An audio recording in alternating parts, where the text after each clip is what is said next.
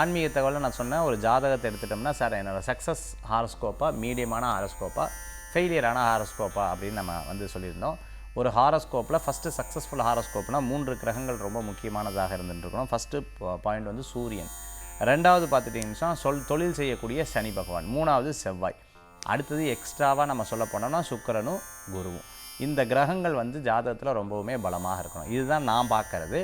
இதுக்கு தடங்கள் வரத்துக்கு எதுன்னு இருந்தால் ராகுக்கு எது தடங்கல்கள் கொடுக்கறது, அதே சமயத்தில் சரியான தசாபுத்தி அமையாமல் இருக்கிறது, இவங்க அந்த ஆப்பர்ச்சுனிட்டியை கிராப் பண்ணாமல் இருக்கிறது, இந்த மாதிரி இருக்குங்காட்டி சக்ஸஸ்லேருந்து மீடியமுக்கு வந்துடுறாங்க. மீடியம்லேருந்து லோக்கு என்றைக்கு நம்ம வந்து எதுவுமே ஜெயிக்க முடியல சார், நானும் படாத பாடுபட்டேன்னு சொல்லக்கூடிய ஹாரோஸ்கோப்பில் எங்கே இருக்குன்னா லக்னமே கெட்டு போயிடும், 10ஆம் இடம் கெட்டு போயிடும், 2ஆம் இடம் கெட்டு போயிடும். இந்த மாதிரி கெட்டு போயிடுது அப்படின்னு சொன்னால் அவங்களால ஏர்ன் பண்ண முடியாது, சக்ஸஸ் பண்ண முடியாது. இந்த மாதிரி ஹாரோஸ்கோப்புக்கு என்னென்ன விஷயங்கள் நான் வந்து பரிகாரமாக சொல்கிறேன் அப்படின்னு பார்த்தீங்கன்னா, இதுக்காக பெரியவங்களே சொல்லியிருக்காங்க. குலதெய்வ வழிபாடு ரொம்ப முக்கியமான வழிபாடு, சூரிய பகவான் வழிபாடு ரொம்ப முக்கியமான வழிபாடு, 2வது பாயிண்ட். 3வது பாயிண்ட் இஷ்டதெய்வ வழிபாடு ரொம்ப முக்கியமான வழிபாடு.